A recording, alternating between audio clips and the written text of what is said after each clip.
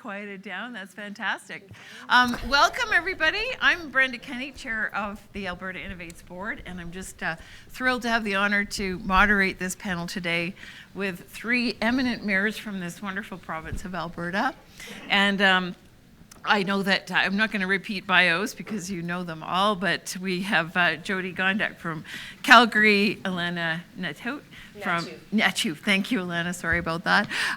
From Sturgeon, and Amarjeet Sohi from Edmonton. This is going to be a really interesting conversation. I think we all know the important role that municipalities play as bright lights in these ecosystems we've been discussing over the last several days and are living. And with bright lights comes a brilliant future. So I'm just thrilled that we can enter this conversation and invite our panelists to share their views about forward-looking strategies and about leadership. I'm going to invite each of them to open with some remarks about their own views of why innovation matters within their cities. And I'm going to let them drive some of the topics we move to today. So the thoughts they have on the things that matter most and are present on their mind as they lead their own cities and regions in innovation, why that matters and what they're doing about it. And then we'll move into some questions. I do want to try to leave some time for Q's and A's.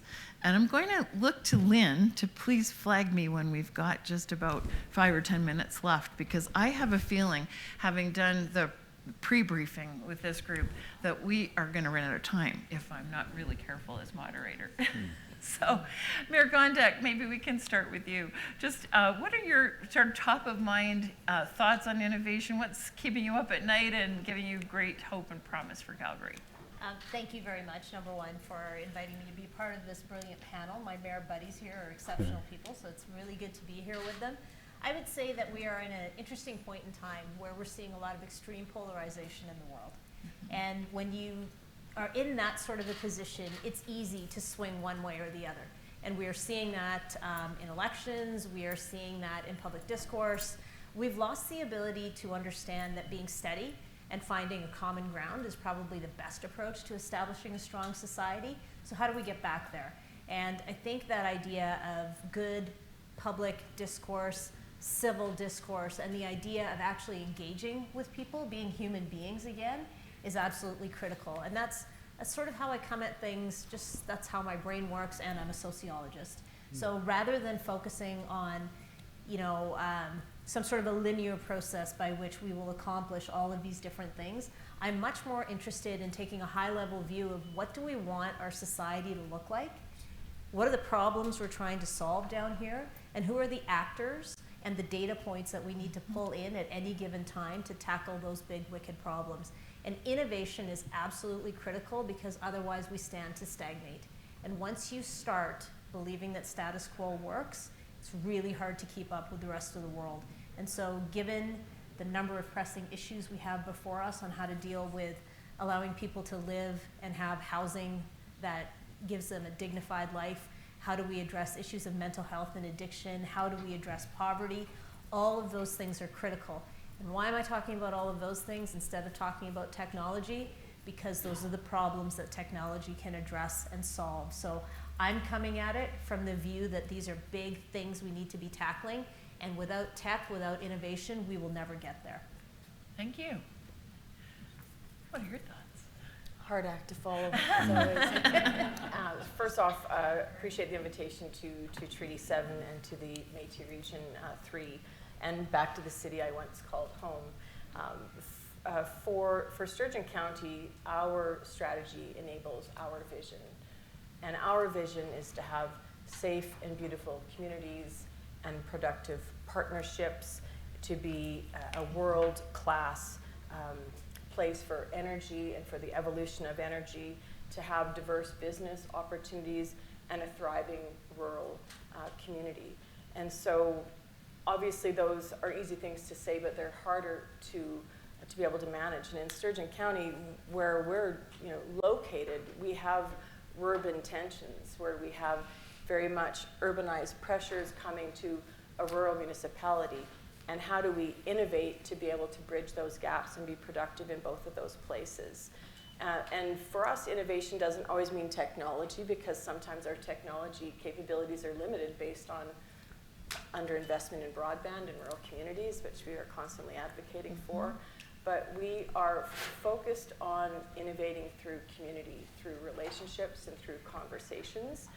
And that's why I'm pleased to be here and to be able to seek to understand what my neighbors and what my community needs. But most of the innovation that we have enjoyed in Sturgeon County often comes from the conversations that we have with our residents, because they are the primary innovators. And Sturgeon County residents and businesses have set the bar very high about what they expect in communication and innovation. Sturgeon County, for example, over 20 years ago, created the CAP levy, the community aggregate payment, so that gravel extraction that was having effect on people, the dollars that would come out of that extraction would be able to be applied specifically to those communities. And that is a policy that was picked up provincially over 20 years ago, and that came from community. That came from sitting down with affected residents, with industry, and with local government, understanding what the requirements were, where the pinch points were, where we all needed to go, and it allowed us to plot a path to get there.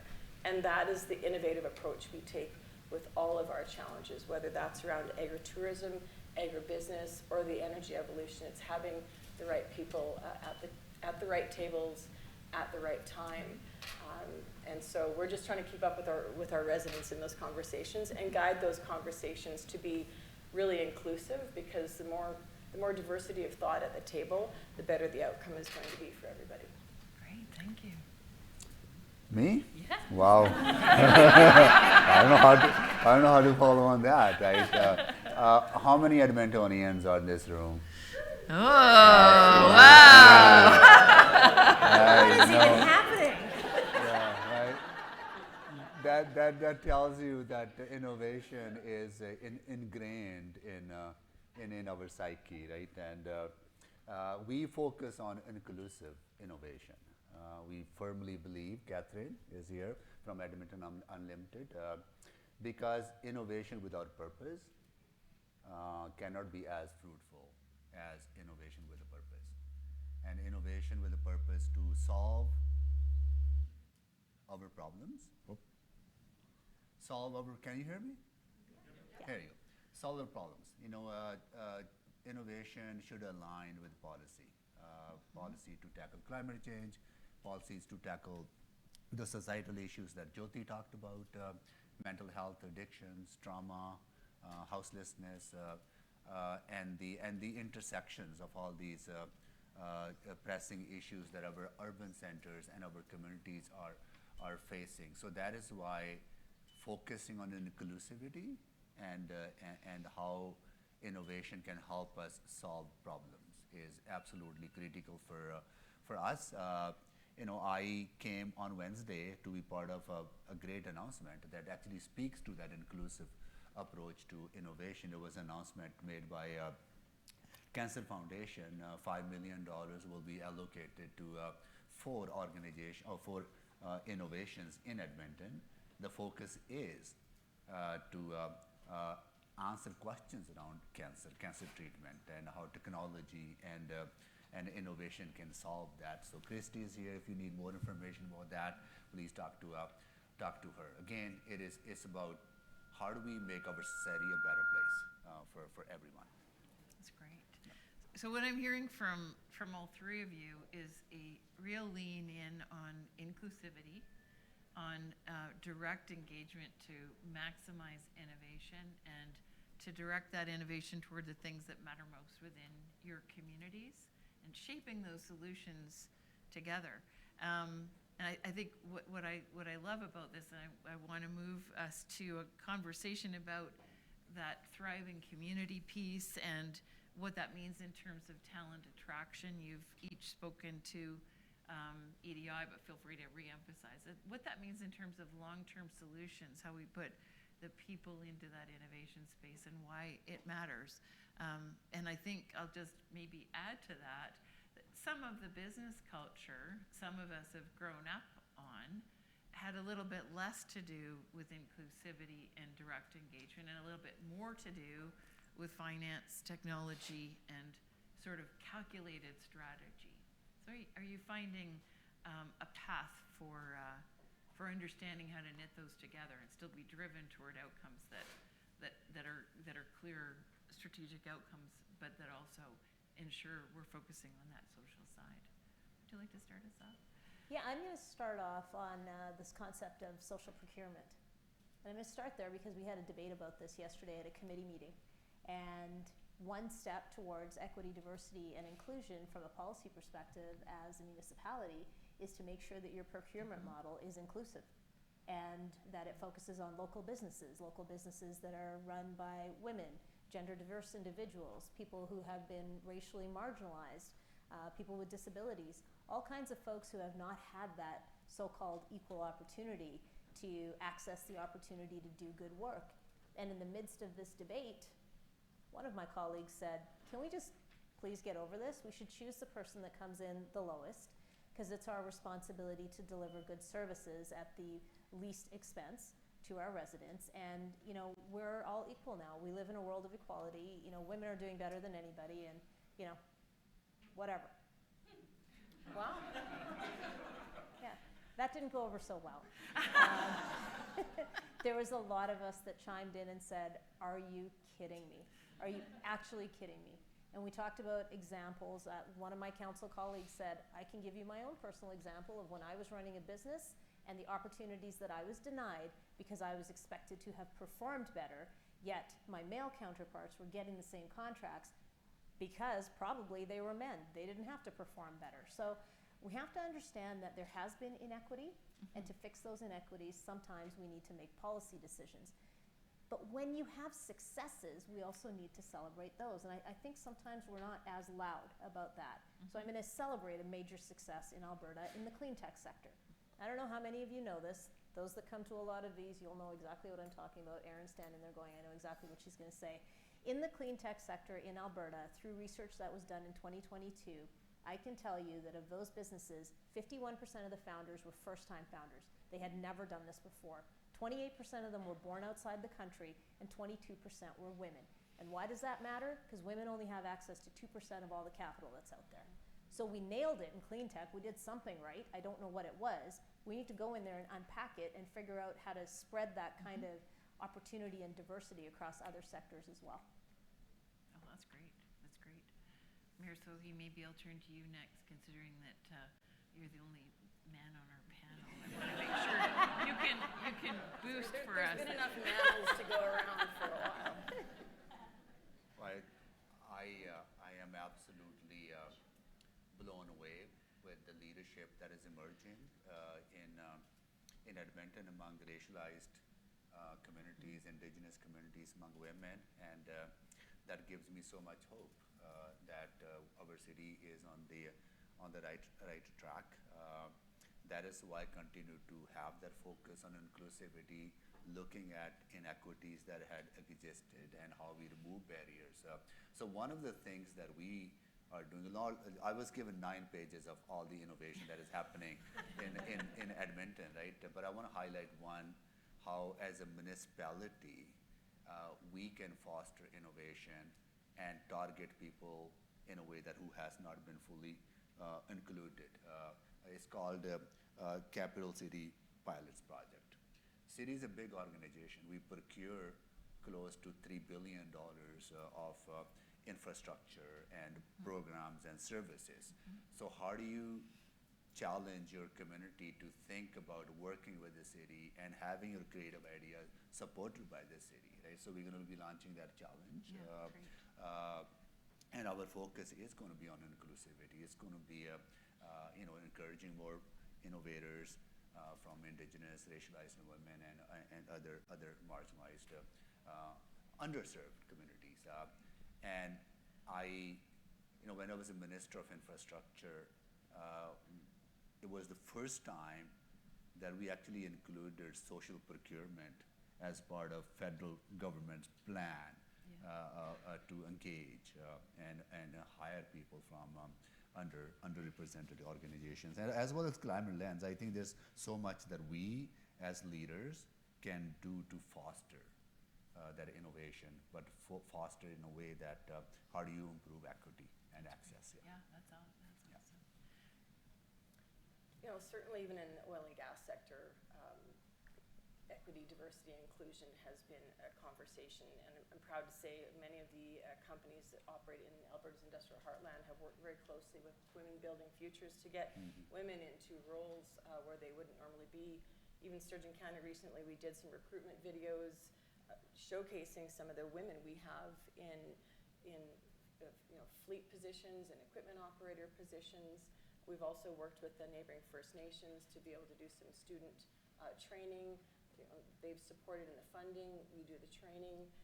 We have, obviously maternity and benefit and family compassionate care leave for our staff. But in 2020, Sturgeon County was the first rural community to bring in maternity leave and family leave for elected officials. Because, no disrespect, but we'd like people to be able to apply for that position or run for government that may be of the child-bearing years, and so that was really important. But there was some interesting conversation around that for sure, but we take great pride in that.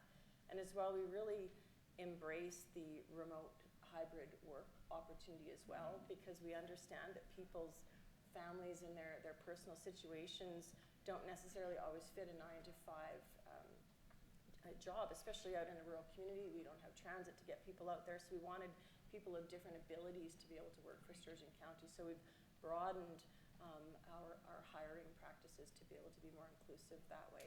And from an agriculture perspective, corporate farms are growing. There's fewer farmers, but more of them are women. And so we work with young agrarians and other grassroots organizations to be able to support women in agriculture as much as possible as well, and we're really proud of that work. Great. So thanks. Maybe you can start us off with the next response then, because a lot of the conversations in the last few days have been related to the way we work and also digital transformation. And one of the questions I'm interested in from a mayor's lens is what you do to help citizens embrace that digital transformation and how that affects quality of life. Is that top of mind for you? Because it even maps to the procurement observations, obviously. And you may want to touch as well, if you could please, especially given your connection in that rural and urban connection. Is there a risk that we sort of see the urban setting rocketing ahead on digital transformation and have attention in terms of understanding what innovation's about, what can deliver for us? Terms like digital divide and digital poverty are real in Sturgeon County, and that was forefront during COVID when kids could not actually access broadband to be able to go to school. Right. I was using my county my cell phone to hotspot so that I had internet to be able to sign on for Zoom meetings. And if my son needed to submit a university exam, I'd have to hand him my phone, and he'd have to hotspot off my phone to submit his exam. I'm 30 minutes from downtown Edmonton. I can stand in Cardiff Park in Sturgeon County and see downtown Edmonton, but there is nowhere close to the 50/10 download speeds. I've spoken to the Senate about it. I've spoken to the federal government and the provincial government. We've recently invested $7.5 million of our own money to get fiber into the southwest corner, which is one of our more densely populated areas with country residential subdivisions and some industrial parks, to be able to support business, education, access to global economies. I mean, in farmers as well, there's a great deal of technology out there for them to be able to use, but they do require cell phone service and broadband to be able to utilize that. There's a reason that John Deere tractors sell satellites. I mean, that's ridiculous that that's something that they're providing, but it's to fill a real need. So, we use it as much as possible. We've gone to a lot of mobile cell phone-based applications for our residents because often there's better cell coverage than there is broadband coverage at their home. So they can submit complaints, seek information off of an app on their phone. But we are continuing to invest in public-private partnerships to get more broadband, not just fiber, but whatever technology works to be able to economically provide the highest level of service possible. And we're continuing to work towards that. And thankfully, the province did shift some of the eligibility requirements on their application maps. And so we are applying for some phased funding for broadband and hope to have that because, again, as I said, we have innovators in the county, but there are certain hard technologies that they need to be able to utilize that really important technology. Okay, excellent, thank you. Who would like to go next?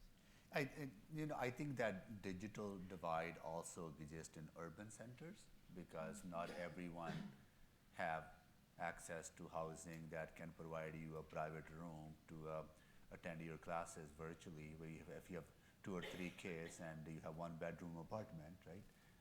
And how do you create those conditions for success? I think that does exist in urban, inequity exists in urban centers. But we as a municipality want to comment on, like we use technologies to improve people's experiences, whether it's about figuring out our tree canopy, right? Are we losing trees? Are we planting trees? And how are we gaining that, right? How do we finding a parking spot through technology, or turf maintenance? We using automated lawnmowers, right? And or mobility monitoring, waste collection monitoring. If you miss your collection, there's a way you can actually figure out whether it was picked up or not, and you can call and they'll figure out whether what happened, why was it missed, or or traffic monitoring. So I think we try to use technology as much as possible to make people's experience interacting with municipality and the service provider more easy and enjoyable. Yeah. Very good. I'm going to take a different approach to this because I agree with both of you and you've raised really good points. I think language is important. So if we're not speaking plain language and common language, we are freaking a lot of people out. So before the pandemic, we all had, parents and grandparents that kind of knew how to use technology. They all have iPads, right? But were they as reliant on things like FaceTime, and did they know how to get onto, watch, YouTube shows and all of that sort of stuff? I'm going to use my mom as an example.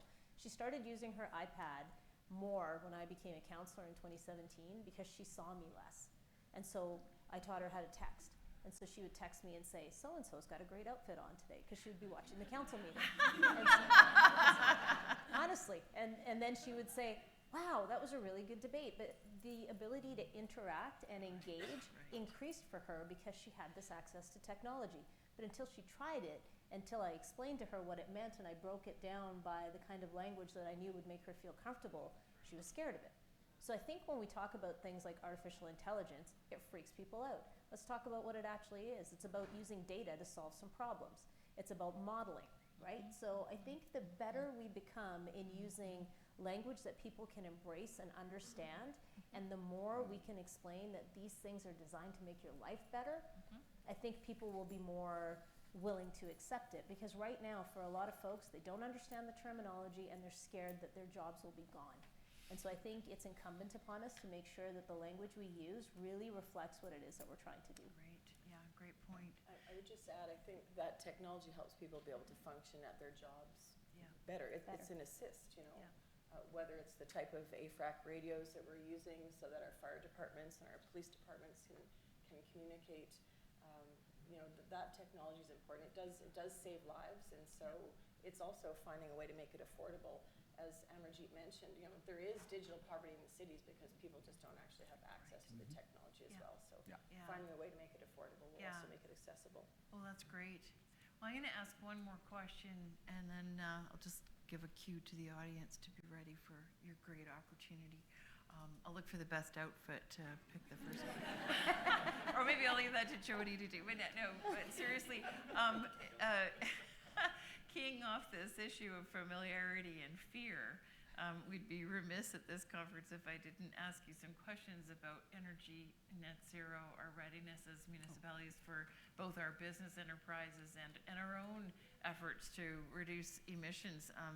And I think it touches a little bit on the talent attraction, but it also touches a little bit on the polarization you opened with. And I know the three of you just came back from the Federation of Canadian Municipalities had some fruitful conversations there. So how do we make sure that our shining lights of leadership in this province, where clean tech and digital transformation and the things that are going to get us to net zero by 2050 are happening? How do we make sure that's a sustained momentum, both within the hearts and minds of Albertans writ large, and also Canadians as a part of our great nation? Anyone want to volunteer to start with that one? Oh, well, I can start. As our past natural resources minister federally, I'll just say, I might not have read your bio. Oh, walked a mile in those shoes. You're reminding me about my most difficult time. Trying to balance environmental sustainability with building a pipeline. We thank you for those. And I learned so much in that process. Maybe another topic. I think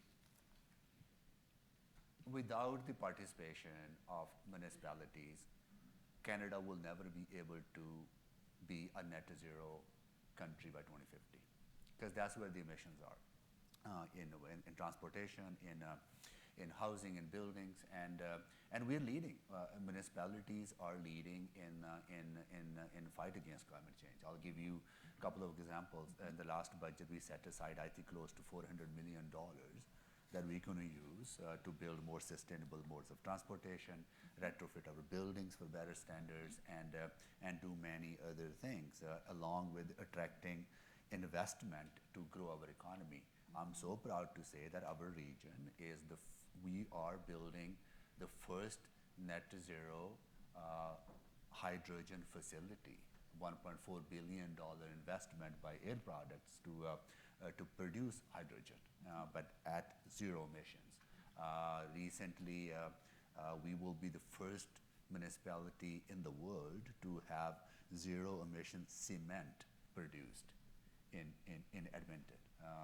And I can give you other examples, but I think we are not seen as partners by the provincial government and the federal government, right, to really tap into that talent that exists in this room and in municipalities to really move forward and accelerate our action on climate change. Yeah. Great. Yeah.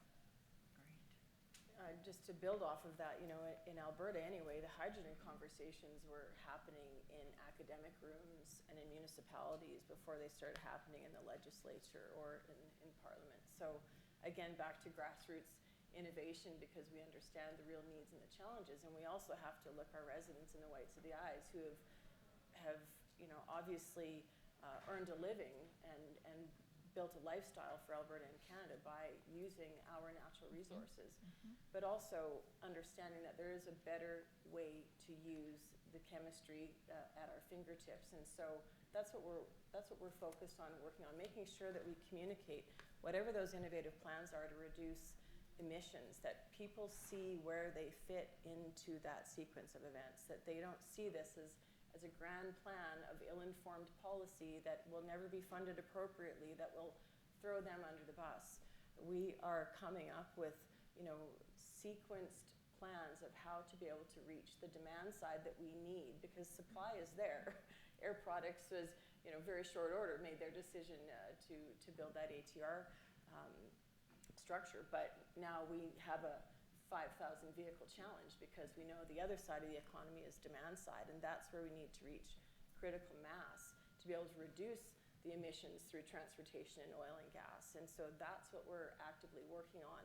And from a municipal perspective, we're looking at reducing the emissions of our buildings. We use technology to monitor already what our emissions are. We use solar to minimize that. We're reducing our demand by retrofitting our buildings and working to get hydrogen blended into that heating to reduce. We're going to transition our fleets, use electric where that makes sense, but use dual fuel retrofits in the heavier equipment where that's needed. So, when people say, where do you start? Well, we need to start at the demand side, but kind of everything all at once is also what we're doing from that ecosystem approach. So making sure ultimately that our community understands where they fit as well, right, and what the costs are going to be, Because too often we come up with grand plans and then they're flatly refused by consumers at the end, and that's going to be very problematic.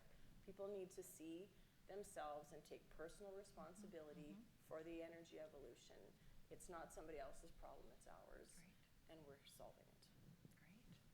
Great. Yeah, and I would agree that municipalities need to show leadership. I mean, we as well are moving towards a mixed fleet. We started a compressed natural gas transit facility many years ago. We are now moving towards electrification, as you talked about as well.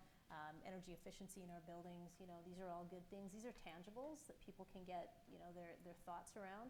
The Clean Energy Improvement Program that all of us have access to allows residents to take a loan, if you will, through their property taxes and do the upgrades that are needed to their homes. So all of those things that hit people directly are very significant. I think it's also important to note that sometimes the story of what we're doing isn't told the way it could and should be. So 98% of growth in renewables across the country last year happened in Alberta. Happened in Western Canada, but it was mainly Alberta. And we were 36 times more efficient in renewables than Ontario, Nova Scotia, and Quebec combined. But nobody knows that because we don't talk about it. 60% of the tech companies that we have in Alberta target oil and gas. And they do that because they know they have ideas that could really revolutionize how we produce energy.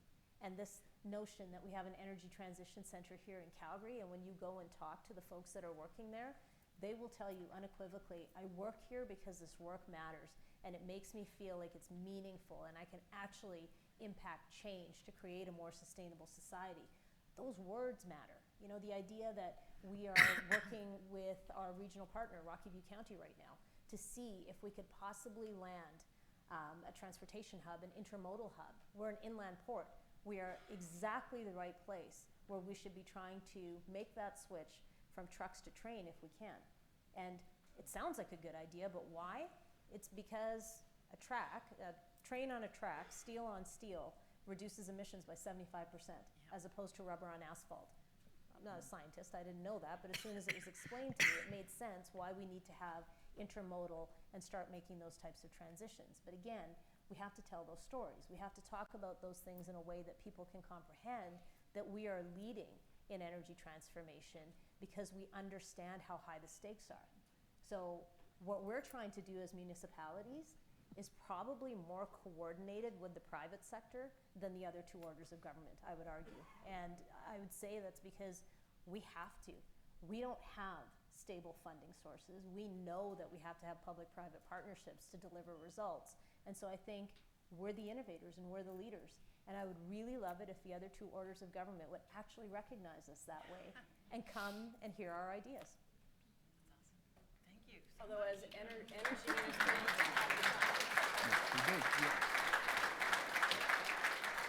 Well, this has been a wonderful dialogue, and I think we do have a bit of time for questions. So I see a roving mic. I'm not going to do the wardrobe check. I'm just going to go with hands up. And I've got a question here, and then over here. Thank you for the wonderful discussion. I'm a professor at the University of Alberta, and I know a lot about digital transformation. That's something which is kind of bread and butter for us. And I travel a lot internationally as well. So I just want to hear from you guys, when it comes to digital transformation, which we are talking a lot over here, how far we are when we compare ourselves to the rest of the world. And then we are also talking about the fifth revolution in industry. Now it's already here and people are implementing it. So do we have a plan like how we are going towards those kind of transformation so that we can actually create a better society for us? I'll say first, I think Canada needs a national strategy on industry. We're lacking that, which is why I think we're seeing so many disparate players, and I think that's also why we're behind. You're asking where we're at. I think even on the hydrogen front, when we started this conversation 4 years ago, we were more towards the front of having that conversation. But you see the billions of dollars that other countries have invested in the hydrogen ecosystems in their communities, and the involvement of industry as well, and the investment of industry in other countries. They're outstripping us very quickly.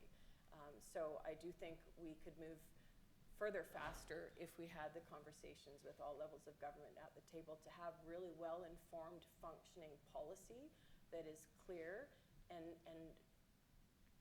non-political enough that no matter who's in government, they're going to stick to the plan and lower emissions, because really this is a global issue. Emissions don't stop at borders, and so I think we need to do better on a national industry strategy, and as well on investing in infrastructure, enabling infrastructure so that we can all get our hydrogen buses and our electric buses and, you know, dual fuel retrofit tractors in fields and all of those things. That takes money, and it takes a coordinated effort to do it efficiently. There's something I would add to that as well. I think the pace of change in the last 100 years is something that nobody anticipated. So technological advancements and change are outstripping our capacity to appreciate them. And I think when we talk about developed versus developing nations, it's a very interesting concept, because as a so-called developed nation, we should be miles ahead of everybody else, but we're not. Because when that inflection point hit, we were still using landlines, whereas a lot of developing countries immediately went to cell phones. They never had to go through the landline thing. And so they became accustomed to technology, and they became leaders in accepting new technology, and we fought it. So for all of the years that we fought back against, do I really need a cell phone? Do I really need the internet? It left us behind. So we have a lot of catching up to do, in my opinion. I think we've been very comfortable, and comfort creates apathy. You know, comfort zones are lovely places, but nothing ever grows there. Go next one. Okay, great. We have a question here. Hi, Colin Gallant from Taproot, Edmonton. Starting with Mayor Sohi, is there a launch date for the Capital City Pilots project that you mentioned? And can you tell people here today about the benefits of the Edmonton Edge Fund for innovators in the city? And for the other panelists, if you have... So I don't know the date for the launch of the pilot project, the Capital City Pilot Project. On the Edge, I am really excited about the Edge Fund. We allocated $5 million in the last budget. My goal is to build a fund of $100 million over the next few years, because we heard from a lot of people, particularly coming back to the equity and inclusion and inclusive innovation, that we heard from a lot of young people who may not have $10,000 or $15,000 to test out what their ideas are. So how do we support that kind of innovation through a fund that we can create, right? So I'm looking forward to that. So $5 million has been allocated. We are in the consultation stage now. Advisory committee has been created, and they'll be coming back to council soon. Great. Other questions? Yes. Mayor Gondek, when you started, your opening remarks were encouraging because you noted some fairly obvious social ills, things like homelessness, addiction, things like that. And the Mayor of Edmonton, you noted people living, too many people in a house. And then the conversation immediately shifted to first world challenges with technologies and investment and go, and let's build the economy. And the opening remarks, the people at the homelessness level got left behind in this entire conversation. Is there a way that we can focus mayors and councils, perhaps by getting them all together, and I will come to your meeting if you want, and do something about the Machiavellian regulatory gobbledygook that's necessary to get affordable housing built? It's an excellent question, and I would say while the topic may have changed in this room because of the type of questions we were being asked, the three of us do not sleep well at night knowing that we've got many people in our communities that don't have a roof over their head. It devastates us that we can't move further, faster on this. So I can tell you, and I don't want to speak on behalf of my panelists, but I know them well enough to know that we're people that care a lot. And so one of the things that we've been doing, and I would imagine you're doing it too, we've taken on the role of convener. So we are bringing in all the organizations that would touch someone's life when they're in a position of vulnerability. And that's how we've been able to develop things like a mobile crisis response team.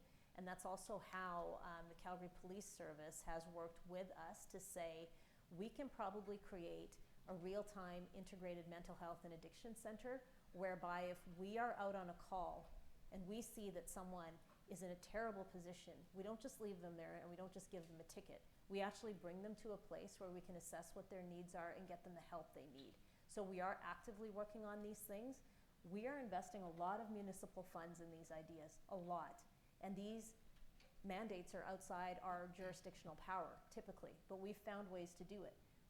I will give you the best example I can of what we're working on right now in Calgary, and it's probably similar for you.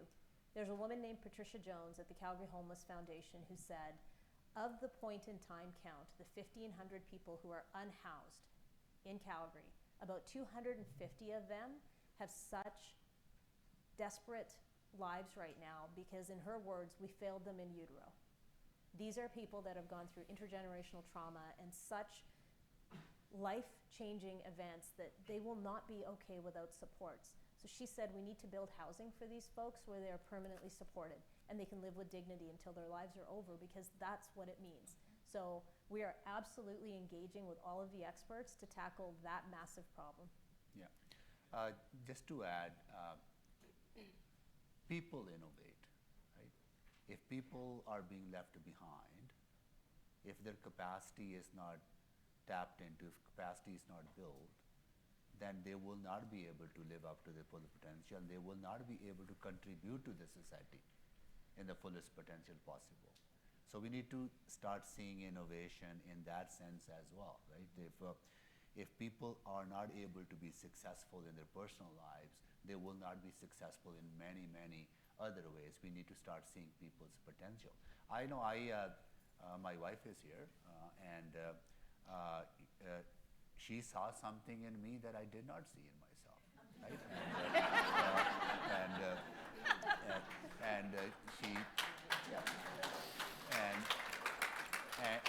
She challenged me, say, no, you're better than where you are, right? But I think that's what it is. It's about recognizing people's potential, right? And building people's capacity. So we are doing a lot at a municipal level. Jyoti talked about a lot of stuff is happening in Calgary. We are doing similar stuff in Edmonton. But if you truly want to build an inclusive place, including inclusive economy, we need to tackle the issues of houselessness, mental health, addictions, poverty, and it will be we will be a better city and better country and better world, and we will be better at innovation if we are able to lift everyone up.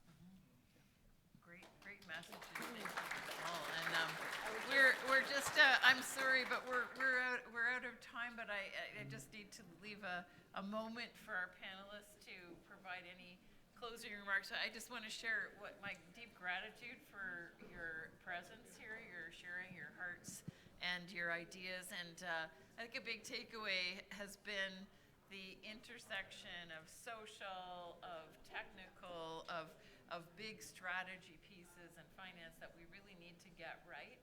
And this is not just about GDP, this is about flourishing and thriving communities. And here are our leaders of three of the most prominent parts of this province. So thank you all. I would just say from a rural perspective, because services are centralized, when people aren't flourishing and thriving in rural communities, they end up in the towns and the cities. And so, you know, it is important to us, but you fail people in public education when you don't invest in that, and you fail people when you treat mental health like it's a separate department from health.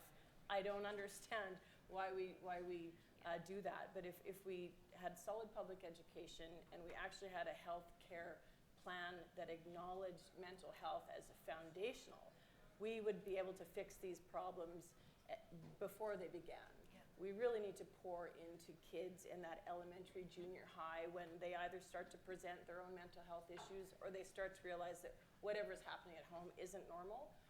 You know, you need to pour into them then, so that we don't have to continue spending millions on policing and incarceration and hospitalization for people in critical situations. That's great views. And is there anything you'd like to add to that in your wrap-ups, or other kind of like leave with this one idea? Well, I would say just in Alberta, don't give up hope. I know based on color charts and elections, it looks like we're all very different, and there certainly are folks on either end of the spectrum, but most of us are in the common sense middle, just wanting to lead good lives, be good people, and leave things better than we found them, and I think we can do that. Oh, yeah, as I said, I am very optimistic about Edmonton because we have people solving problems every day, and I see people doing that in a way that they collaborate, that they work together, and they understand the intersectionality of all these complex issues, and they're grappling with them, and that gives me so much hope. It's wonderful.